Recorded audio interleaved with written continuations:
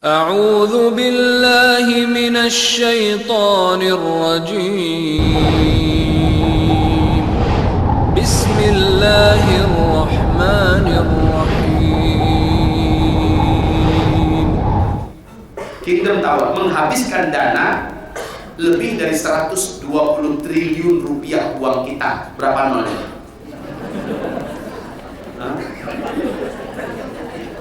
Tahu ketinggiannya berapa? Ibu tahu berapa ketinggiannya? Kalau yang di Dubai 828 meter sudah gedung tertinggi di dunia yang di Dubai. Maka yang di Jeddah 2018 ini rampung selesai menurut rencana, ketinggiannya 1,2 km sampai ke awan. Rencana semula itu 1,4. Ternyata para pakar dan ahli pembangunan gedung tinggi dunia mengatakan jangan lewat dari 1,2. Itu adalah batas tertinggi yang tidak boleh lewat daripada itu. Kaum muslimin yang kami muliakan, coba kita perhatikan hadis tadi. Dulu mereka miskin, ya, kere, tiba-tiba menjadi kaya raya dan sangat berkuasa, lalu mereka berlomba-lomba dan berbangga-bangga membangun gedung-gedung yang tinggi-tinggi. Siapa mereka ya Rasul? Kata para sahabat, Arab, kata Nabi. Jika zaman itu sudah kau temukan, mereka kita yang menemukan ini, betul tidak? Sahabat ada menemukan zaman itu enggak? Enggak. Tapi kenapa para sahabat punya keyakinan begitu kuat di zaman mereka lah yang dimaksudnya akhir zaman? Dan ternyata untuk berdampak positif buat gaya hidup mereka. Sementara tanda-tanda yang diceritakan Nabi itu ada di zaman kita. Sementara gaya kita adalah gaya orang yang kayaknya masih lama lagi kiamat, betul Pak?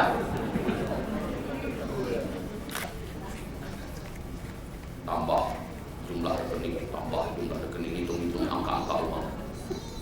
Nanti perluas tanah, beli lagi, buat lagi rumah cadangan. Alhaakumut takatsur hatta. Tayyib kaum muslimin. Ini bukti pertama. Ada yang mau membantah? Jangan terlalu maksa-maksakan hadis Pak Ustaz. Lah kalau bukan zaman sekarang, zaman kapan lagi? Emang pernah dulu ada gedung tinggi pencakar langit? Ada? Enggak ada. Lah kalau bukan zaman sekarang, zaman kapan lagi? Betul tidak? Taib lagi pula mencocok-cocokkan itu sudah kerjanya para sahabat, kan begitu ya? Jadi tidak salah kalau kita melakukan hal yang sama. Supaya apa? Supaya segar selalu pemahaman dan keyakinan kita bahwa kita memang sudah di akhir zaman. Taib. Bukti yang kedua ya. Rasulullah pernah bawa jalan-jalan Mu'adz bin Jabal, masih di Jazirah Arab, memasuki sebuah daerah yang namanya Tabuk. Yang baca sejarah pasti tahu Tabuk itu di mana, ya. Enggak jauh amat dari Makkah. Ibarat Allah, Nabi jalan-jalan bawa Mu'adz. Lalu apa kata Nabi kepada Mu'adz? Hai Mu'adz, lihat ya, tidak akan terjadi kiamat hai Mu'adz sampai daerah Tabuk ini dituruni salju. Ini kata Rasulullah SAW. Pernah nggak Bapak Ibu tahu Arab ini dituruni salju sebelumnya? Mana pernah dalam sejarah? Nggak pernah. Tapi tiba-tiba sejak 2009 salju mulai menyapa bumi Arab. Mulai dari Tabuk. 2010 masih semata kaki. 2011 sudah sebetis. Lalu Syekh Saud Shuraim, salah seorang imam Masjidil Haram, dalam khutbah Jumatnya berpidato, berkhutbah berapi-api untuk umat Nabi Muhammad yang ada. Saksikan oleh kalian, adakah tanda di antara tanda-tanda betapa dekatnya kita dengan akhir zaman itu yang lebih terang dari apa yang kalian saksikan hari ini? Lihat, salju sudah membungkusi Tabuk sesuai dengan hadis Rasulullah Sallallahu Alaihi Wasallam. Dan sampai hari ini Pak tahu, Arab sudah mulai ditimbuni salju 1 meter. Ya, bahkan antara Madinah ke Mekah juga beberapa kali mulai dituruni salju di musim-musim dinginnya. Betul tidak? Bapak Ibu pasti tahu. Coba lihat sampai ke Palestina, ke Riyadh, sampai ke Syria, ya. Masya Allah, salju bahkan sampai ke Mesir sekarang ini. Ini bukti. Ada nggak bukti yang lebih terang daripada ini? Bahwa kita sudah di akhir zaman. Siapa tahu nanti ada yang mengatakan jangan terlalu memaksa-maksakan hadis. Saya bertanya, apakah sebelumnya pernah ada cerita Arab diturunin salju? Kalau saljunya turun sebentar, lalu bertahun-tahun berikutnya enggak, ya mungkin kebetulan. Tapi ini tiap tahun dan makin tahun makin tebal, betul tidak? Nah, bukti yang ketiga, Nabi berkata, la taqumus sa'ah, tidak akan terjadi kiamat hatta yasiral furatu bijabalin min dhahabin, sampai sungai Efrat engkau saksikan mengering terlebih dahulu. Sungai Efrat itu di mana Pak? Ini sungai, satu di antara 3 sungai terbesar di Timur Tengah. Sungai Nil, Sungai Tigris, Sungai Efrat.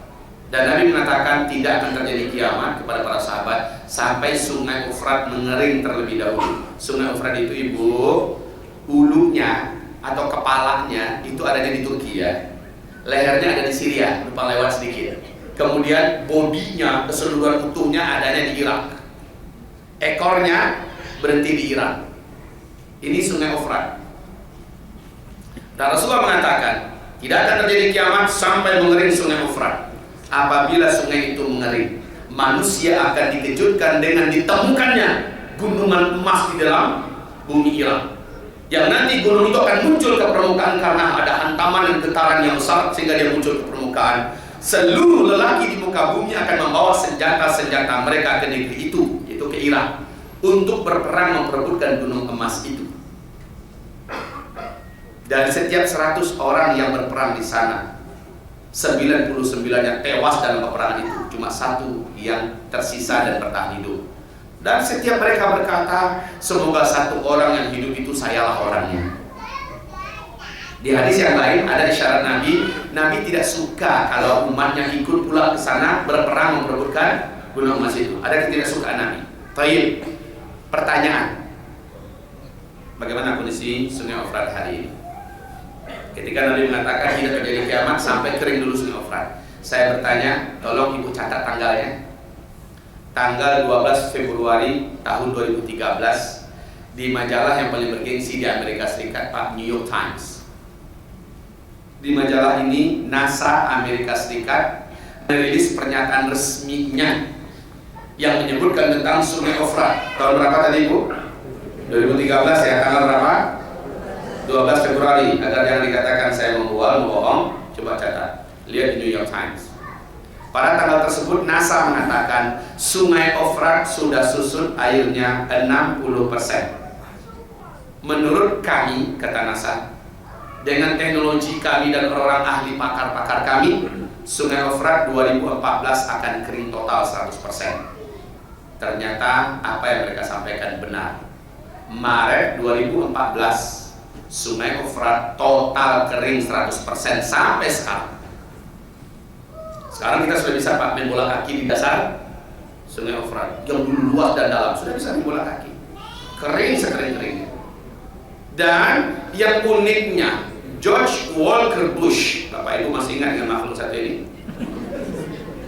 George Bush selaku Presiden Amerika Serikat sebelum beliau digantikan oleh Barack Obama, berpidato berapi-api di depan Gedung Putih. Pidato itu masih ada di YouTube, silakan dilihat sekarang. Dalam pidatonya Bush mengatakan, satelit kami telah menemukan fakta adanya potensi emas yang sangat besar di dalam bumi Irak. Amerika Serikat selaku polisi dunia akan memastikan emas itu aman dari tangan-tangan para penjahat-penjahat yang tidak bertanggung jawab. Padahal penjahat siapa? Yang suka jarah dan ngerampok emas orang siapa? Ya, korbannya salah satunya adalah kita, Freeport kita, betul tidak? Oh iya, tapi bahasanya kan tadi benar juga ya, dari penjahat-penjahat yang tidak bertanggung jawab. Mungkin dia penjahat yang bertanggung jawabnya. Tapi kaum muslimin, fenomena keringnya Sungai Efrat dan bersamaan dengan ditemukan melalui satelit potensi gunung emas yang sangat besar di Irak, sesuai nggak dengan hadis tadi? La taqum as-sa'ah hatta yahsina al-Furat bi jabal min dhahab. Tidak akan terjadi kiamat sampai mengering terlebih dahulu Sungai Efrat yang nanti akan memunculkan dan menimbulkan temuan gunung emas yang sangat besar di sana. Baik, sekarang wajar toh kalau bulan April 2014 Barack Obama tidak jadi menarik 135.000 pasukan daratnya yang menyebar di seluruh negara-negara Teluk, Pak. Nggak jadi ditarik ke Amerika. Padahal rencananya, karena udah nggak sanggup membiayai sebenarnya. Amerika kan pengeluaran terbesarnya sampai utang-utang negara nomor 1 yang terutang di dunia ini kan Amerika, ya. Udah nggak sanggup sebenarnya, tapi tetap dipertahankan. Nggak jadi ditarik. Aprilnya, Barack Obama mengatakan tidak ditarik. Katanya untuk mengamankan kawasan. Ternyata terbuka kedoknya untuk persiapan untuk perebutan gunung emas yang ada di Irak, Pak. Di sini kita sadar kenapa Donald Bebe. Donald Trump, ibu ini terlalu. Donald Trump, namanya cakep kok. Donald Trump wajar saja akhir-akhir ini setelah dia diangkat menjadi presiden terpilih ya. Donald Trump kan gila-gilaan menambahkan pasukannya ke Irak. Ibu dengar dia diikuti nggak ya?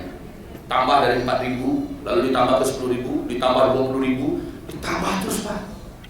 Angka pengeluaran untuk perang Amerika Serikat diperbesar sekarang. Itu Pentagon diberikan kekuasaan yang seluas-luasnya oleh Donald Trump. Semula Donald Trump gila-gilaan untuk memerangi Islam, betul tidak? Betul-betul menunjukkan kebenciannya pada Islam. Akhir-akhir ini mulai melunak, merapat nggak ke Islam lagi? Terasa nggak? Terasa nggak? Subhanallah. Bapak Ibu tahu, Blok Timur sekarang ini sudah bersatu padu secara militer, secara ekonomi, dan lain-lainnya untuk persiapan menguasai dunia, khususnya dunia Islam dan Timur Tengah. Sementara blok Barat itu Eropa dan Amerika menyadari bahwa tidak mungkin mereka bisa bertahan hidup tanpa Islam dan tanpa Timur Tengah. Sumber hidup mereka itu adalah Arab dan Timur Tengah. Ya, Bapak Ibu, sementara Timur sedang mempersiapkan diri untuk menguasai dunia dan khususnya lumbung kekayaan dunia ini ada di negeri-negeri Islam, termasuk Indonesia. Amerika melihat dengan kondisi mereka yang sangat rapuh sekarang ini, baik itu ekonomi dan militer mereka, cuma tinggal tongkrongan harimau besar, tetapi sudah ibaratnya sudah mulai sakit gigi, kukunya sudah semakin melemah. Dia perlu mitra terkuat untuk bisa mengalahkan hegemoni Timur yang sudah semakin bangkit dan pasti akan menguasai sumber ladang kehidupan mereka, yaitu Islam dan Timur Tengah. Maka Donald Trump menyadari posisi ini. Mulailah dia melunak dan melakukan acara merapat ke Timur Tengah, khususnya ke negeri Islam. Dengan bahasa-bahasanya merayu-rayu, ini adalah perjalanan paling bersejarah katanya kan. Kita akan melakukan, lebih gitu saya. Ini gaya, begitu Bapak Ibu. Subhanallah, saya teringat dengan hadis Nabi bahwa nanti kamu akan melakukan perjanjian damai. Lah kalau perjanjian damai kan berarti ribut dulu sebelumnya kan. Nanti kamu akan melakukan perjanjian damai dengan Rum. Para ulama ahli hadis mengatakan Rum itu adalah Amerika dan Eropa. Kamu akan melakukan perdamaian atau perjanjian damai dengan Rum. Dan kamu akan memerangi musuh bersama di sebelah timur. Sebelah timur adalah musuh bersama umat Islam dan Amerika juga menjadi musuhnya. Cina, Rusia, India, Iran, ya, Vietnam, Korea dan lain-lainnya, ini adalah musuh bersama. Kamu akan memerangi musuh bersama dan kamu akan dimenangkan oleh Allah, kata Rasulullah SAW. Arah ke situ tuh semakin dekat sekarang Bapak Ibu. Luar biasa kalau Bapak Ibu mendengarkan dan mengikuti uraian hadis akhir zaman dari Rasulullah, Bapak Ibu akan melihat kapan lagi zamannya kalau bukan inilah zaman itu. Semua tanda-tanda yang diceritakan Nabi itu beruntun dan tumpang tindih bermunculan di zaman kita. Kalau saya ceritakan semua, saya katakan 2 hari saya perlu waktu supaya mantap keyakinan Bapak Ibu itu bahwa ini benar-benar akhir zaman. Gimana kira-kira? Berani saya lanjutkan? Berani saya lanjutkan? Pakai sahur tadi nggak? Saya khawatir ini tegangannya tinggi. Kalau tadi nggak sahur, saya khawatir pingsan di tempat. Insya Allah ya, Masya Allah, ini adalah hamba-hamba yang mutamayizun tentu saja yang Allah hadirkan kembali. Ini rahmat dan rezeki Allah. Banyak saudara kita yang lain di luar sana ternyata tidak bergabung di sini. Berarti Bapak Ibu diperkenankan Allah menerima rahmat yang sangat besar ini, yaitu berilmu tentang akhir zaman. Baik. Bapak Ibu yang kami muliakan, ada berapa tanda besar kiamat tadi? 10 ya. 10 tanda besar kiamat. Di dalam hadis yang diriwayatkan oleh Imam At-Tirmidzi. Hadis ini sahih menurut syarat Bukhari dan Muslim. Rasulullah bersabda, 10 tanda besar kiamat itu hazatun manzumatun fi silk yuqta'u silk yatsba'u ba'daha ba'dan. Karena Bapak Ibu baru 14 tahun, baru 20 tahun tinggal di sini, Gak usah saya terjemahkan ya.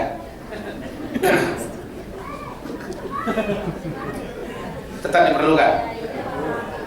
Nanti kalau saya salah tolong diluruskan ya. 10 tanda besar kiamat kata Rasulullah, hazatun, seperti 10 butir-butir marjan. Seperti 10 butir-butir marjan.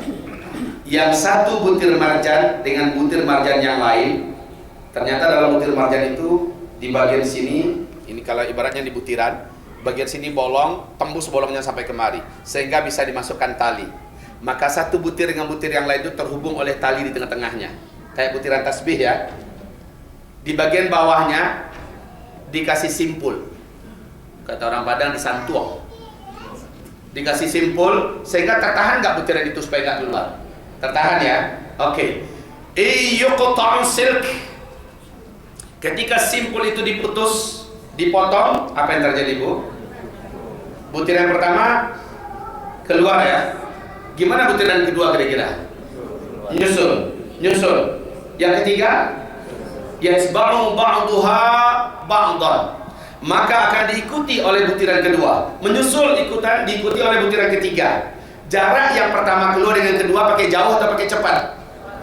Jaraknya dekat. Ya, tep, langsung yang kedua. Tep, begitu ya. Artinya 10 tanda besar kiamat itu kalau yang pertamanya sudah keluar, dan yang pertama baru bisa keluar kalau simpul yang mengikat, yang menahan itu sudah lepas, sudah putus, baru keluar yang pertama, kedua, ketiga, keempat, kelima, susul menyusul dengan waktu cepat. Tanda besar kiamat bedanya dengan tanda kecil. Tanda kecil itu kejadiannya dicicil dari sejak Nabi Muhammad sampai tanda besar kiamat yang pertama muncul, dicicil, jaraknya bisa jauh-jauh. Yang kedua, tanda kecil kiamat itu sifatnya lokal, bisa hanya terjadi di Irak, kayak keringnya Sungai Efrat itu kan terjadi di Irak, ya? Kayak salju turun di Arab itu kan hanya terjadi di Arab, nggak di Indonesia kan. Nah, tapi kalau tanda besar kiamat sifatnya global, seluruh dunia serentak menyaksikannya. Itu perbedaannya ya. Kalau tanda kecil itu dicicil, sementara tanda besar kalau yang pertama muncul menyusul yang kedua dalam waktu yang cepat. Oke? 10 tanda besar kiamat. Tanda besar kiamat yang pertama,